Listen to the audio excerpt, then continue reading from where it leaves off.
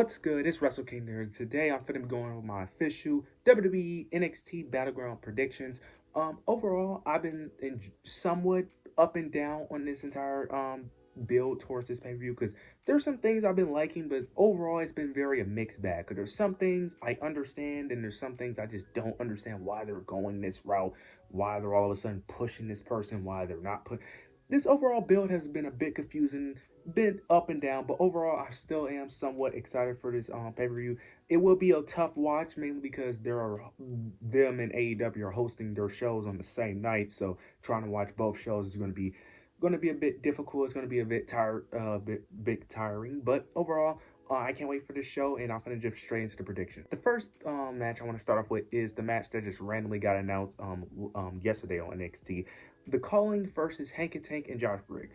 The main story that they've been telling here is that Josh Briggs is the reason why all of his friendships are basically not working out, and he is the problem because, they end up having the breakup between him, Fallon Henley, and Brooks Jensen, who was in this match, and then also his recent tag partner went back to Japan. So they're telling the story of Josh Briggs being the cancer of all of his friendships, and Josh Briggs is trying to prove that he is not the problem. This feud, okay, I like the story. It's just that the story has only been built for like 2 weeks. I don't really understand why are we all like this. Literally started like 2 weeks, like last week. That like the build literally started last week.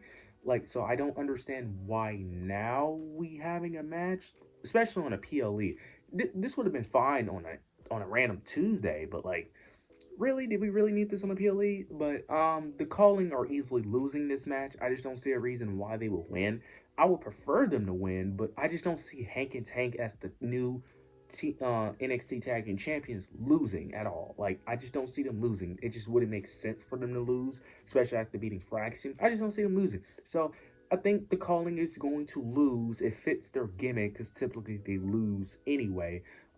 Sean Spears did won a match yesterday due to interference, so maybe, who knows, Izzy Dame could interfere and help. But I think Hank and Tank are going to pick up the victory though. Now we got the Women's North American Championship between Sol Ruka and Kalani Jordan. I've been liking what they're doing here. I've been liking this little feud that's been going here. Kalani Jordan is trying to get the North American Championship from Sol Ruka, and you have Zarya, who is in between protecting Sol Ruka because deep down we all know secretly she wants that title, but that's not what she's saying. Of course, she's trying to be the overprotective friend to make sure that Kalani don't get an opportunity, but she ended up losing yesterday on NXT due to some miscommunication with her accidentally attacking Sol Ruka. I like what they're doing here. I like the story they've been telling her. I think Sol Ruka is going to retain. It doesn't make sense for Sol Ruka to lose yet.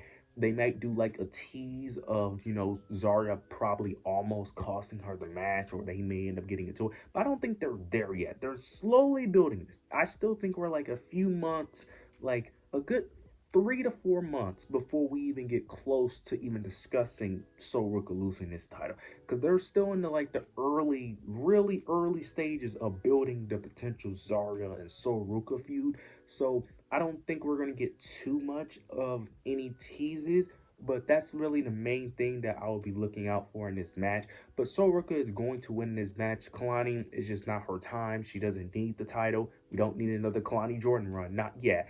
Even though I am liking this character change, I think we should build up this character change first before we even go into another consideration with her title run. But I like what they're doing here. I like the build that they've done with these two women, and I'm interested to see how this plays out. But I have Sol Ruka retaining the Women's North American Championship. Now we get what I think has been the best build of NXT Battleground. Tony D'Angelo versus Stacks. This story has been really good. You have Stacks portraying Tony D'Angelo because he wants to be the Don, he wants to be the leader, but Tony D'Angelo never trusted Channing Stacks, decision making. Tony D'Angelo as the Don never trusted Tony D'Angelo because he always felt like he was too reckless and too wild. It wasn't ready for the position. I love the story that they've been telling here. Two guys who've been longtime best friends. They find one of them betrays the other. It's the typical WWE storyline, but it's effective. Okay, it's a storyline that's very simple. That's not that creative, but it's very effective when told right. And this has been told right. This has been a really good feud. Really good feud. I'm assuming they would have multiple matches. I don't see a reason why you would just end it here. There's no reason to end it here. There's so much more you could tell with the story. You can really drag this out for months, if I'm being honest, with the history that these two have. You could easily drag this out for months.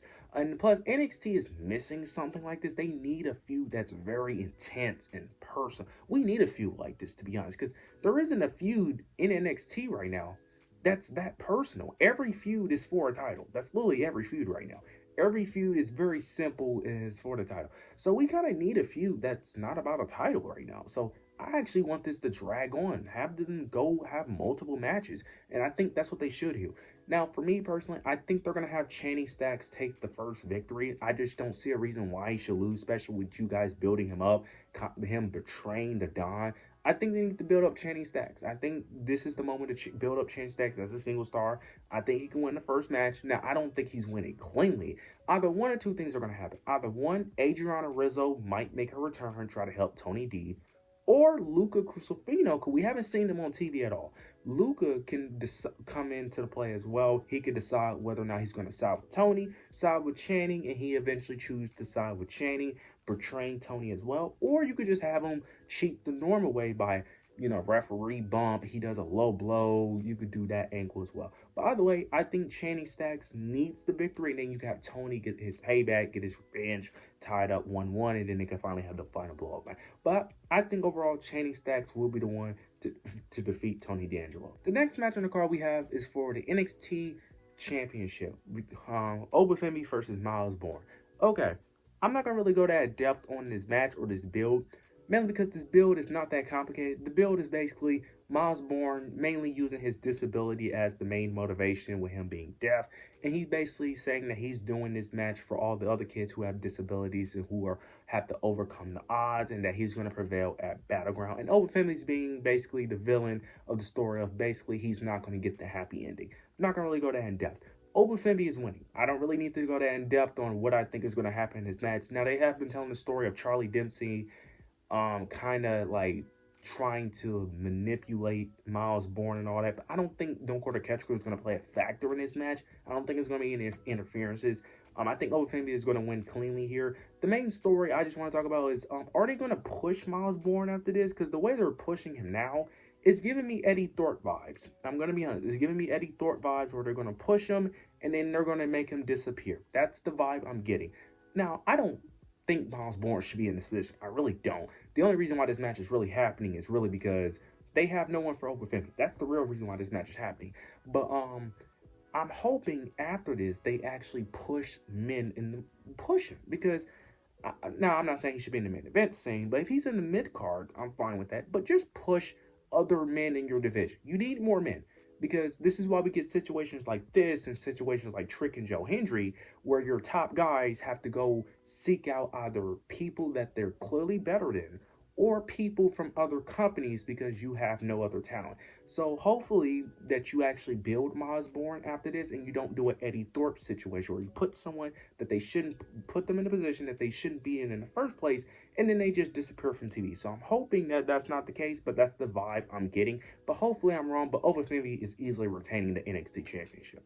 Now we get Stephanie Vicar versus Julia Grace for the NXT Women's Championship. I'm going to be honest, I don't really care about this feud. I don't, because it's very one-dimensional. It's simple as, I want the championship. We're both dominant women, and that's really it. Look. I love Stephanie Vicar. I love Jordan Grace. I just don't think they need to be in NXT, or at least one of them don't. Because it's just very obvious that only one of these two women are going to be in the title picture.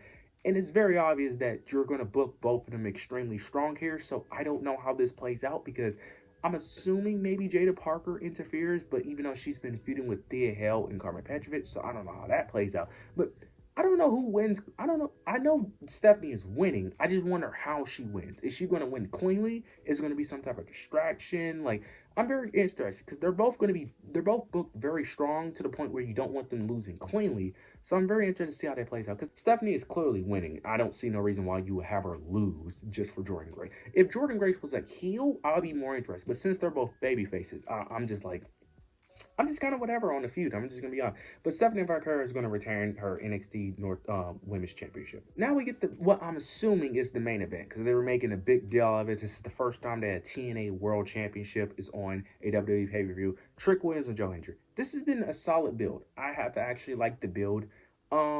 I'm going with Joe Hendry here. Now on the Go Home show, typically what I do is typically based off the Go Home show, whoever stands tall is typically who I pick against.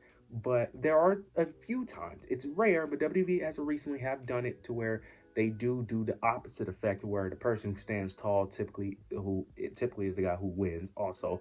But in this situation, I just don't see it. As much as I would love for Trick Williams to be TNA World Champion, because it would be very unpredictable and very shocking. I just don't see either company doing it. I just don't. I just don't see TNA having an NXT wrestler holding their main title. Same way, I don't see WWE doing that either. The only way I could ever see them doing this is if they're trying to convince the other person to sign with their company. That's the only way I could ever see this happening. It's an interesting concept, but I just don't see either company doing it. The story has been really good, but I think Joe Hendry is going to win. I think Trick Williams might even try to cheat in this match, but I think Joe Hendry will pick up the victory. Overall, the card overall is very solid. It should be a banger matches. NXT typically delivers on their pay-per-views, so overall, I am a bit excited. But you guys, let me know your thoughts and opinions down below. Make sure to like, comment, subscribe. But yeah, that's it.